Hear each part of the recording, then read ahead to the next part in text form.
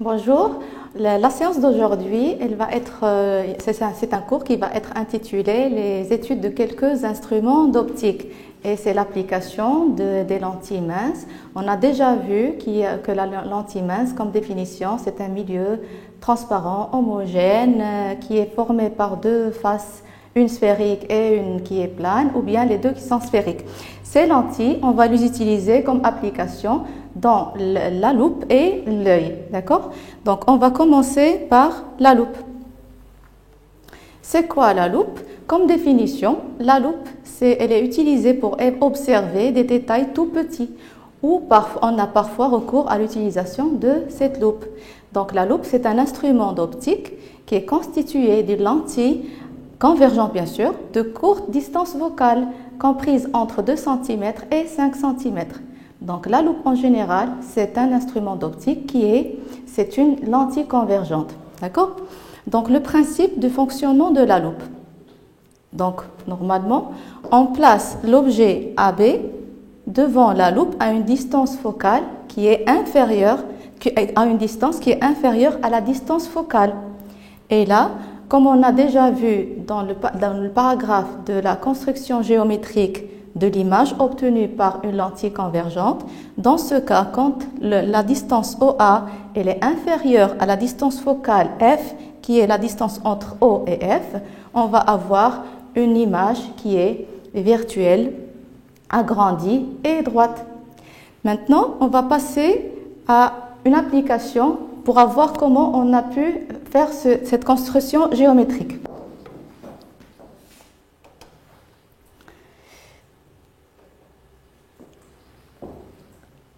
La première chose qu'on dessine, c'est la lentille convergente. Donc, on dessine la lentille convergente qu'on a symbolisée comme ça.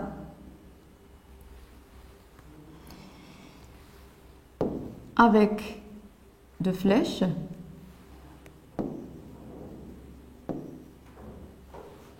Et bien sûr, on a besoin d'un centre optique qui est O. Normalement, c'est au centre.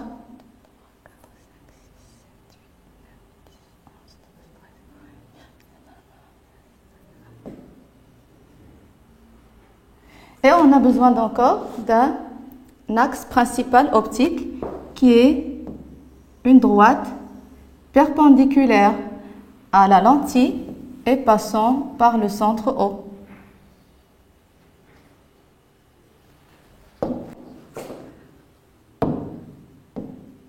Donc là, c'est le centre optique O et là, c'est l'axe principal optique. Et ici, c'est la lentille convergente. Et bien sûr, parmi les caractéristiques de lentille convergente, c'est les deux foyers, le foyer principal image et le foyer principal objet. Donc, on va choisir le foyer principal image qu'on appelle F'. Et à la même distance, qui est la distance focale F, on va mettre le foyer principal objet, qu'on désigne par F. Et on a dit que c'est la même distance focale. D'accord? Maintenant, c'est la lentille. On a dessiné avec ces caractéristiques. On va mettre l'objet qu'on note AB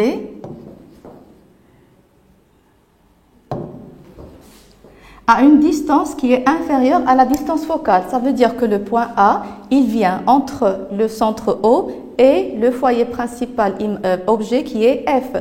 Donc, on va le mettre par exemple ici. Donc, c'est le point A et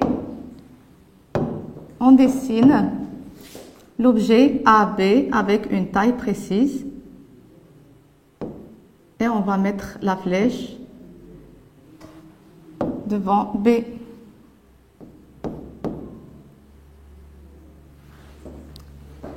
bien maintenant, l'objet AB, c'est un objet qui est lumineux. Il va envoyer des rayons qui vont passer à travers la lentille convergente. Donc, on va dessiner ces rayons et on va commencer par le premier rayon incident du point B et qui est parallèle à l'axe principal de la lentille. Donc, c'est ce rayon. On a besoin de mettre des flèches parce que c'est un rayon lumineux. Normalement, ce rayon, puisqu'il est parallèle à l'axe principal, il va traverser ou bien passer à travers la lentille convergente, mais il va passer par le point F' qui est le foyer principal image. Donc, on va dessiner le rayon qui va passer par F'. Encore, on a besoin d'un deuxième rayon. Donc, c'est le rayon incident ou bien qui vient du point B et qui va passer par le point O. Donc, ce rayon, normalement, il va passer à travers la lentille, mais sans déviation.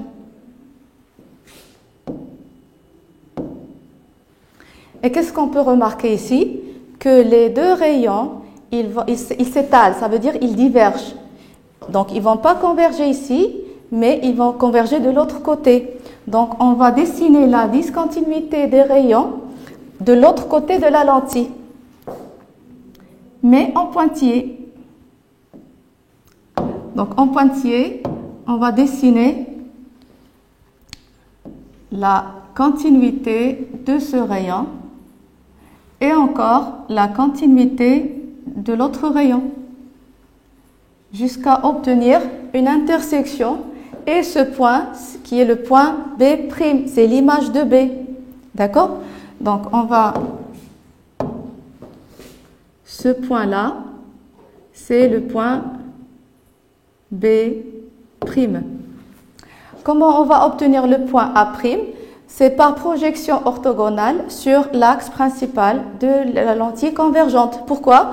Parce que l'objet AB, il était perpendiculaire à la lentille. Et là, c'est parmi les conditions de Gauss. C'est bon? Donc, on va dessiner, mais encore en pointillé, la projection orthogonale du point B sur l'axe principal.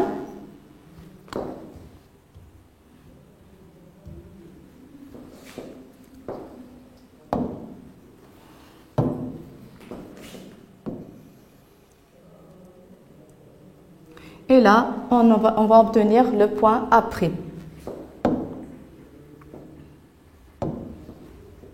Donc là, c'est... Et qui est cette image, elle est perpendiculaire à l'axe principal. D'accord? Pour le sens de l'image A'B', elle est toujours dirigée vers le point B' qui est l'image de B. Donc la flèche, elle est vers B'. Et dans ce cas, on va obtenir une image A'B'. Regardez bien, elle est grande de taille. Donc on dit que c'est une image qui est agrandie. Elle est droite, elle n'est pas renversée, parce que renversée, c'est quand B' vient en bas, d'accord? Mais regardez que B, il est dans le même sens que B', il est dans le même sens que l'objet ou bien le point B. Donc, on dit que l'image, c'est une image qui est droite. Donc, A'B' est une image droite, du coup, qu'elle est dans le même sens que l'objet AB.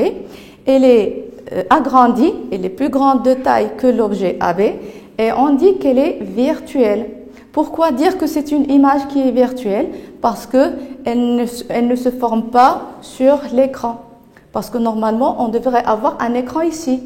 Alors que l'image, elle se forme de l'autre côté de la lentille. Donc, on dit que c'est une image qui est virtuelle.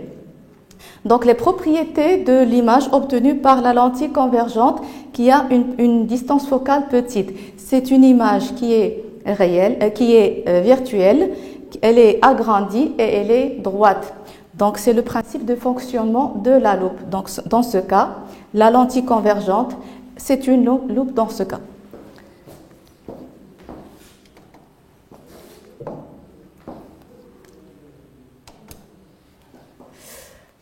Donc, on revient. Voilà. C'est la même chose qu'on vient de faire. La construction géométrique de l'image obtenue par une lentille convergente, dans ce cas qui est une loupe, c'est bien ça. On pose toujours l'objet AB à une distance qui est inférieure à la distance focale.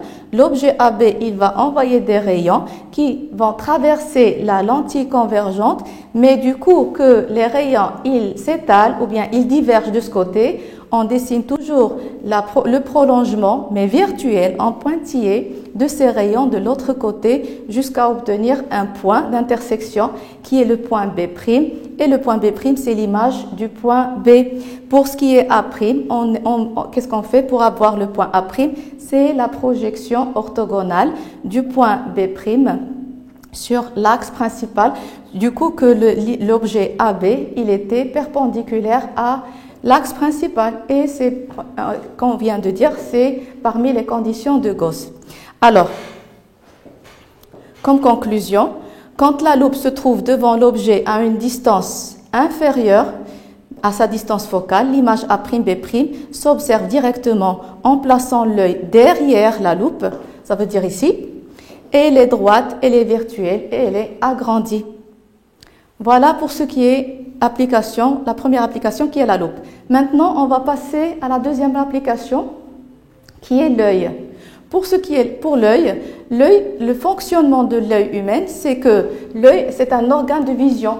Elle est constituée d'une cavité sphérique contenant un corps transparent qui est l'humeur vitrée. D'accord? La lumière pénètre dans l'œil, mais par les milieux transparents qui sont le cristallin, la cornée et l'humeur aqueuse, qui joue donc le même rôle d'une lentille convergente. Donc c'est qui représente la lentille convergente dans ce cas, et qui projette sur la rétine une image renversée des objets situés devant l'œil. Donc la rétine, elle va jouer le rôle de l'écran. Donc la rétine qui est l'écran, c'est le capteur des informations visuelles qu'elle convertit en messages nerveux destinés au cerveau.